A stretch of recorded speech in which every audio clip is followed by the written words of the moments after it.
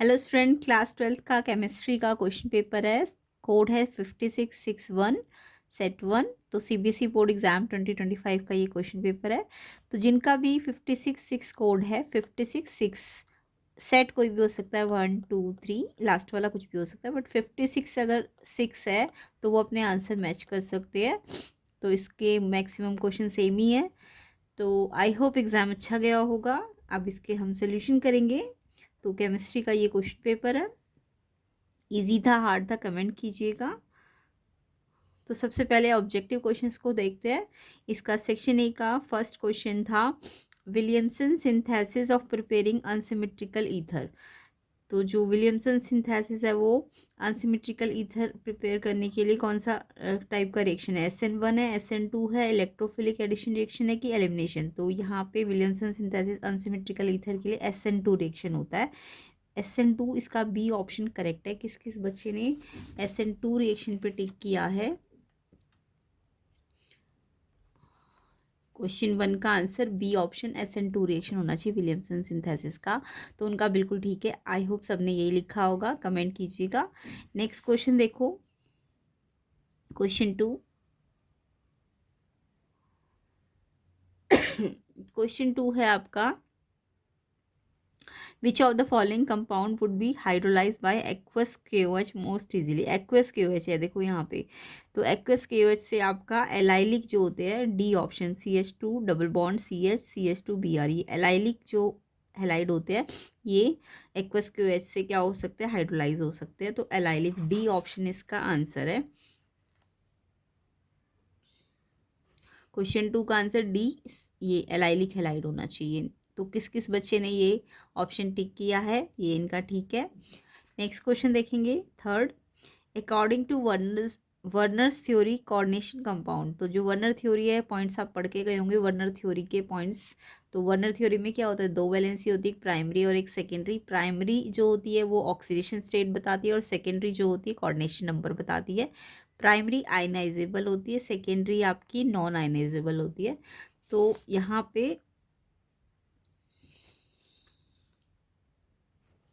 Answer होगा A option. इन्होंने पूछा है कौन सा वाला मतलब क्या करेक्ट है वर्नर थ्योरी में। तो मैंने अभी बताया प्राइमरी ऑक्सीडेशन स्टेट बताती है ना, ये प्राइमरी ऑक्सीडेशन स्टेट और सेकेंडरी कोऑर्डिनेशन नंबर, और प्राइमरी वैलेंसी आयनाइजेबल होती है। तो इसलिए ए ऑप्शन इसका आंसर है। थर्ड का आंसर ए ऑप्शन। किस किस बच्चे ने टिक किया है, उनका बिल्कुल ठीक है। तो अदर कोड्स के सोल्यूशन भी आपको मिल जाएंगे। प्लेलिस्ट का लिंक डिस्क्रिप्शन में है, तो प्लेलिस्ट के अंदर अदर कोड्स भी सॉल्व हो रखे हैं, तो आप चेक कर लेना। नेक्स्ट क्वेश्चन देखो, question 4। Which of the following complex ion is not optically active. Not optically active जो ना हो, तो यानी इनएक्टिव ढूंढना था आपको। तो नॉट एक्टिव, देखो ये तो आपका ऑप्टिकली एक्टिव होता है, ये भी है। ट्रांस वाला ये जो है ये ऑप्टिकली इनएक्टिव है, या फिर कह सकते हो नॉट ऑप्टिकली एक्टिव है। क्यों है रीज़न इसका, देखो ट्रांस सी ऑप्शन जो है ये क्यों है इन ऑप्टिकली नॉट एक्टिव या इनएक्टिव कह सकते हो, क्योंकि इसके पास ना प्लेन ऑफ सिमेट्री है और ये मिरर हाफ मिरर इमेज बनाएगा। तो इसलिए प्लेन ऑफ सिमेट्री के कारण ये कैसा है, ऑप्टिकली इनएक्टिव है। इनएक्टिव समझ गए ना, नॉट इनएक्टिव बोल दो या नॉट ऑप्टिकली एक्टिव। तो इसका आंसर क्या होगा आपका, सी ऑप्शन। किस किस बच्चे ने सी ऑप्शन पे टिक लगाया है, बिल्कुल ठीक है उनका। नेक्स्ट क्वेश्चन देखिए, question number 5। Which of the following is the softest metal. ये आपको इजी सा क्वेश्चन आया था, सॉफ्टेस्ट मेटल पूछी थी, जिंक है इसका आंसर, ए ऑप्शन। तो ये तो सबने टिक किया होगा, जिंक। नेक्स्ट क्वेश्चन देखिए, 6th question. In the Hinsberg method for separation of primary secondary and tertiary amine the reagent uses. तो जो हिंसबर्ग मेथड है उसमें प्राइमरी सेकेंडरी और टर्शियरी अमाइन के लिए कौन सा रिएजेंट यूज़ किया जाता है सेपरेट करने के लिए इनको। तो इसका आंसर सी ऑप्शन है, इसको बोलेंगे हम, ये है बेंजीन सल्फोनाइल क्लोराइड। तो ये वाला हिंसबर्ग रिएजेंट कहते हैं ना इसको, और ये प्राइमरी टर्शियरी सेकेंडरी को सेपरेट करता है। तो क्वेश्चन 6 का आंसर आपका सी ऑप्शन हो जाएगा, बेंजीन सल्फोनाइल क्लोराइड। तो किस किस बच्चे ने ऑप्शन सी पे टिक किया है 6 का, उनका ठीक है। वीडियो को ज़्यादा से ज़्यादा शेयर कर देना एंड लाइक कर देना। अदर पार्ट्स के सोल्यूशन भी आपको मिल जाएंगे एंड अदर कोर्स के सोल्यूशन भी आपको मिलेंगे प्लेलिस्ट सेक्शन के अंदर, तो चेक कर लेना। 7th क्वेश्चन देखो, which one of the following amines give an alcohol on reaction with HNO2। तो इनमें से कौन सा अमाइन है जो क्या देता है, अल्कोहल देता है अगर HNO2 के साथ रिएक्ट करेंगे। तो आपको पता होना चाहिए जो आपका इथाइल अमाइन है C2H5NH2, ये कैसा है, प्राइमरी अमाइन है, बाकी कोई भी प्राइमरी नहीं है। ये देखो, ये सेकेंडरी है, टर्शियरी है एंड ये तो आपका एराइल है। तो जो प्राइमरी अमाइन होते हैं C2H5NH2, ये ही क्या देगा, अल्कोहल देगा। तो यहाँ पे आंसर क्या हो जाएगा फिर, बी ऑप्शन 7th का आंसर बी ऑप्शन हो जाएगा, प्राइमरी अमाइन। इसको C2H5NH2 इथाइल अमाइन कहते हैं, ये प्राइमरी अमाइन होता है और ये अल्कोहल देगा। ठीक है, तो बी ऑप्शन किस किस बच्चे ने ठीक किया है, उनका बिल्कुल ठीक है। नेक्स्ट क्वेश्चन देखिए, नेक्स्ट क्वेश्चन है the freezing point of 1 molal KCl solution assuming KCl completely dissociate हो रहा है या 100% डाइसोसिएट हो रहा है और KF फॉर वाटर आपको गिवन है। तो यहाँ पे फ्रीजिंग पॉइंट 1 मोलल KCl का निकालना है और अगर ये कम्प्लीटली डाइसोसिएट हो रहा है यानी इसका वेंटो फैक्टर 2 आएगा। जो भी स्ट्रॉन्ग जो इलेक्ट्रोलाइट होते हैं वो कम्प्लीटली अगर डाइसोसिएट हो रहे हैं तो इनका कितना आता है, 2। तो अगर इसका वेंटो फैक्टर 2 है क्वेश्चन 8 का, आई जो वेंटो फैक्टर है वो 2 आ जाएगा। तो जो डिप्रेशन फ्रीजिंग पॉइंट में i into KF into molality है ना, आई फॉर्मूला क्या होता है, i into KF into molality. Molality आपकी 1 मोलल बोली है तो 1 है एंड KF आपको दिया हुआ था 1.86 और आई वेंटो फैक्टर 2 है तो इसको मल्टीप्लाई करो 3.72। अब आपको TF निकालना है तो 0 में से इसको माइनस कर दो डिप्रेशन को, तो ये आपका माइनस में आएगा answer, -3.72 degree Celsius. A option इसका करेक्ट है। तो किस किस बच्चे ने ए ऑप्शन पे टिक किया, देखो नेगेटिव साइन आएगा, ये ध्यान रखना। तो नेगेटिव वाला करेक्ट था, ए ऑप्शन इसका आंसर था। तो आपका क्वेश्चन 8 का आंसर ए -3.72 डिग्री सेल्सियस ठीक है। नेक्स्ट क्वेश्चन पे आते हैं। नेक्स्ट क्वेश्चन है आपका a solution of acetone in ethanol. तो जो एसीटोन का सोल्यूशन होता है इथेनॉल में, उसको वो क्या करता है, obey Raoult law, form ideal solution, shows a positive deviation from Raoult law and की नेगेटिव। तो जो एसीटोन का सोल्यूशन इथेनॉल के साथ होता है वो पॉजिटिव डेविएशन दिखाता है। तो ये आपने पढ़ा भी होगा पॉजिटिव नेगेटिव के एग्जाम्पल्स। तो ये वाला एसीटोन वाला जो है पॉजिटिव डेविएशन दिखाता है। सी ऑप्शन इसका करेक्ट आंसर है। तो क्वेश्चन 9 का आंसर सी आएगा, a positive, C option, a positive deviation from Raoult law. तो किस किस बच्चे ने इस पर टिक किया है कमेंट करके आंसर देना एंड वीडियो को शेयर भी करना ज़्यादा से ज़्यादा, कम से कम 500 लाइक जल्दी जल्दी कर दो ताकि आपको इसके नेक्स्ट पार्ट का भी सोल्यूशन मिल जाए। तो और मैथ्स की वीडियोस भी बनी हुई है, प्लेलिस्ट बनी हुई है, पूरी डिटेल सोल्यूशन कंसेप्ट के साथ समझाए गए, तो उसको भी आप चेक कर लेना, आपके मैथ्स के एग्जाम के लिए हेल्पफुल रहेगा। एंड मैथ्स के भी क्वेश्चन पेपर्स का आंसर सोल्यूशन यहाँ पे मिल जाएगा, इसलिए चैनल को सब्सक्राइब ज़रूर कर लेना। नेक्स्ट क्वेश्चन पे आते हैं। नेक्स्ट क्वेश्चन है आपका, ये तो बहुत ही सिंपल सा क्वेश्चन था, 10th क्वेश्चन। इसमें है which of the following cell convert the energy of combustion of fuel into electrical energy. Combustion of fuels को इलेक्ट्रिकल एनर्जी में, तो ये तो आपका पता है ना, फ्यूल सेल होता है। तो ये तो फ्यूल सेल की डेफिनेशन दी है, फ्यूल सेल है इसका आंसर, बी ऑप्शन। तो आंसर क्या है 10th का, फ्यूल सेल, बी ऑप्शन इसका करेक्ट आंसर है। नेक्स्ट क्वेश्चन पे आते हैं। नेक्स्ट क्वेश्चन है the unit of rate and rate constant are same. Rate और रेट कांस्टेंट दोनों सेम किस में होते हैं, फर्स्ट ऑर्डर में, सेकंड ऑर्डर में, जीरो ऑर्डर में कि थर्ड ऑर्डर में। तो ये आपने पढ़ा होगा, जीरो ऑर्डर रिएक्शन जो होता है उसमें आपका रेट और रेट कांस्टेंट दोनों इक्वल होते हैं। तो यहाँ पे आंसर क्वेश्चन 11 का सी ऑप्शन आ जाएगा, ज़ीरो ऑर्डर रिएक्शन में दोनों इक्वल होते हैं। ओके, तो सी ऑप्शन किसने लिखा है कमेंट करना। एंड नेक्स्ट क्वेश्चन पे आते हैं। पायरेनॉस रिंग ऑफ ग्लूकोज जो होती है वो फॉर्म्ड होती है due to reaction between. Pyranose ring किसके रिएक्शन से होती है, C1C3, C1C5, C1C4, C1C2। तो ये C1 और C5 के साथ होती है, बी ऑप्शन इसका करेक्ट है। ऑप्शन बी ठीक है इसका।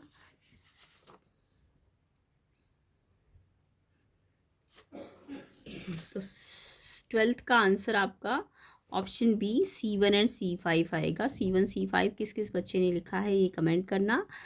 एंड एग्ज़ाम कैसा गया, इजी था, कौन सा सेट हार्ड आया था, ये भी कमेंट कर देना। और वीडियो को ज़्यादा से ज़्यादा शेयर कर देना, लाइक कर देना। चैनल में नए हो तो सब्सक्राइब भी ज़रूर करना। अब इसके एजर्शन रीजंस को और देख लेते हैं। तो एजर्शन है actinoid show wide range of oxidation state. जो एक्टिनॉइड्स होते हैं, एक्टिनॉइड्स जो होते हैं wide range of oxidation state show करते हैं। ये ऐसा आपने पढ़ा होगा, जो आपका पीरियोडिक टेबल है उसमें एक्टिनॉइड की बहुत ज़्यादा अलग अलग ऑक्सीडेशन स्टेट पाई जाती है। इसका रीज़न है कि इनका जो 5F6D और 7F वाला जो 5F6D 7F में एलिमेंट है उनके एनर्जी लेवल ना ऑलमोस्ट सेम होते हैं, तो इसलिए इनकी ऑक्सीडेशन स्टेट बहुत ज़्यादा होती है। तो ये इसका रीज़न है। बट इन्होंने रीज़न बोला एक्टिनॉइड रेडियो एक्टिव नेचर के होते हैं। ये ठीक है, स्टेटमेंट वाइज कह सकते हो रेडियो एक्टिव होते हैं एक्टिनॉइड, बट ये इसको एक्सप्लेन नहीं कर रहा कि क्यों इनकी इतनी ऑक्सीडेशन स्टेट ज़्यादा है। एक्सप्लेनेशन ये है कि इनका 5F6D 7F ये सेम एनर्जी लेवल पे आता है। तो आपका इसमें एजर्शन तो ठीक है 13 का, रीज़न भी ठीक है, स्टेटमेंट वाइज दोनों ठीक है, बट एक्सप्लेनेशन ठीक नहीं है। बी ऑप्शन इसका आंसर है। तो किस किस बच्चे ने 13 का आंसर बी लगाया है। एजर्शन रीज़न ट्रू है बट एक्सप्लेनेशन ट्रू नहीं है। बी ऑप्शन आंसर है इसका। नेक्स्ट क्वेश्चन देखिए। नेक्स्ट क्वेश्चन है आपका 14। एजर्शन है hydrolysis of an ester follow first order kinetics. अगर हम एस्टर का हाइड्रोलिसिस करें तो उसमें फर्स्ट ऑर्डर काइनेटिक्स लगती है, तो यस बिल्कुल ठीक है। नेक्स्ट रीज़न इसमें concentration of water does not get altered much during the reaction. जो कंसनट्रेशन है वाटर का वो नहीं होता इसमें altered much during the reaction. Yes ये भी ठीक है आपका। और एक्चुअल में ये एक्सप्लेन ही कर रहा है कि क्यों ऐसा फर्स्ट ऑर्डर काइनेटिक्स है। तो एक्चुअल में एजर्शन रीज़न ठीक है और एक्सप्लेनेशन भी ठीक है। एजर्शन भी ठीक है इस क्वेश्चन में 14 में, एंड रीज़न भी ठीक है, और रीज़न एक्सप्लेन भी कर रहा है क्यों फर्स्ट ऑर्डर काइनेटिक है। तो इसलिए ए ऑप्शन इसका करेक्ट हो जाएगा। एजर्शन रीज़न दोनों ठीक है और एक्सप्लेनेशन भी ठीक है, इसलिए ए ऑप्शन आंसर है। नेक्स्ट क्वेश्चन देखिए। नेक्स्ट क्वेश्चन है 15। एजर्शन है boiling point of CH3 3N is higher than that CH3 CH2 CH2 NH2। तो यहाँ पे देखो ये टर्शरी अमाइन है और ये प्राइमरी अमाइन है ना। तो आपको पता होगा प्राइमरी अमाइन, टर्शरी में देखो सरफेस एरिया ज़्यादा है, ये आपने सरफेस एरिया का रूल पढ़ा होगा। टर्शरी जो होता है सरफेस एरिया ज़्यादा सरफेस एरिया कम होता है ना। सरफेस एरिया कम, तो यानी कि बॉइलिंग पॉइंट भी कम होना चाहिए, है ना। सरफेस एरिया पे डिपेंड करता है ना बॉइलिंग पॉइंट। तो टर्शरी में ब्रांचिंग ज़्यादा है, तो ब्रांचिंग ज़्यादा तो इसका सरफेस एरिया कम है, और तो ब्रांचिंग ज़्यादा होने से जो आपका बॉइलिंग पॉइंट होता है वो कम हो जाता है। तो एक तरह से तो आप बॉइलिंग पॉइंट को ऐसे समझ सकते हो, बॉइलिंग पॉइंट में किस पे डिपेंड करता है, सरफेस एरिया में। जितना ज़्यादा सरफेस एरिया बॉइलिंग पॉइंट उतना ज़्यादा होता है, और सरफेस एरिया ब्रांचिंग के इन्वर्सली प्रोपोर्शनेट होता है। ब्रांचिंग ज़्यादा होगी तो सरफेस एरिया कम होगा, जिससे बॉइलिंग पॉइंट भी कम होगा, है ना। तो 3 डिग्री की में ब्रांचिंग ज़्यादा है तो इसलिए इसका बॉइलिंग पॉइंट सबसे कम होता है। फिर 2 डिग्री और 1 डिग्री जो प्राइमरी वाले होते हैं उनका जो बॉइलिंग पॉइंट होता है सबसे ज़्यादा होता है। तो ये बॉइलिंग पॉइंट का ऑर्डर है अगर ब्रांचिंग के अकॉर्डिंग देखें तो। 3 डिग्री सबसे कम बॉइलिंग पॉइंट, 2 डिग्री, फिर 1 डिग्री। तो यहाँ पे मेरा प्राइमरी अमाइन, या फिर ये वाले तरीके से समझ सकते हो, NH बॉन्ड जो है इंटरमोलिकुलर हाइड्रोजन बॉन्ड है प्राइमरी अमाइन में। और हाई जितना ज़्यादा इंटरमोलिकुलर हाइड्रोजन बॉन्ड है तो हायर बॉइलिंग पॉइंट होगा। जो 3 डिग्री होता है उसमें हाइड्रोजन बॉन्डिंग नहीं होगी, इसलिए उसका बॉइलिंग पॉइंट नहीं होगा। तो प्राइमरी वालों में हाइड्रोजन बॉन्डिंग ज़्यादा स्ट्रॉन्ग होती है 2 डिग्री की कंपैरिजन में, और 3 डिग्री में तो होती ही नहीं है ना। तो दोनों तरीके से आप इसे समझ सकते हो। तो आई होप समझ आ गया होगा। तो इसका आंसर देखो क्या होगा। एजर्शन बोल रहा है कि बॉइलिंग पॉइंट टर्शरी वाले का ज़्यादा है इससे। तो मैंने क्या बताया, टर्शरी वाला में तो ब्रांचिंग ज़्यादा तो इसका बॉइलिंग कम है, तो उल्टा लिखा है इन्होंने। हायर नहीं होना चाहिए था, कम होना चाहिए था। तो हायर नहीं होता, इसका कम होता है। तो ये एजर्शन गलत है आपका। और यहाँ पे रीज़न देखो इन्होंने हाइड्रोजन बॉन्डिंग के अकॉर्डिंग सही दिया है। हाइड्रोजन बॉन्डिंग इसमें प्राइमरी वाले में ज़्यादा होती है। यस यही समझाया था ना मैंने। तो हाइड्रोजन बॉन्डिंग के रिस्पेक्ट में भी आप इसको समझ सकते हो, हाइड्रोजन बॉन्डिंग इसमें ज़्यादा है, टर्शरी में तो होती ही नहीं है।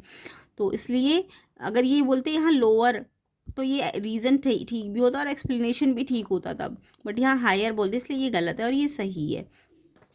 तो एजर्शन गलत है, एजर्शन आपका गलत है 15 का। रीज़न सही है, और रीज़न एक्सप्लेन करता अगर ये हायर नहीं बोलते, लोअर बोलते, तो ये दोनों ठीक होते हैं और एक्सप्लेनेशन तब ठीक होता, बट अभी फ़िलहाल हायर बोल दिया। टर्शरी वालों का तो सबसे कम होता है ना बॉइलिंग पॉइंट। इस तरीके से भी समझ सकते हो, इससे भी समझ सकते हो। तो रीज़न ठीक था, एक्सप्लेनेशन भी ठीक होता अगर ये गलत नहीं बोलते। तो ये गलत है, ये सही है, इसलिए ये एजर्शन गलत है, तो डी ऑप्शन आंसर हो जाएगा, है ना।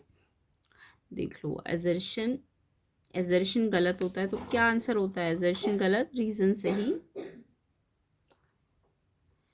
Assertion false, reason true, D option इसका आंसर है। तो आई होप समझ भी आ गया होगा एक्सप्लेनेशन। नेक्स्ट क्वेश्चन देखो, क्वेश्चन 16।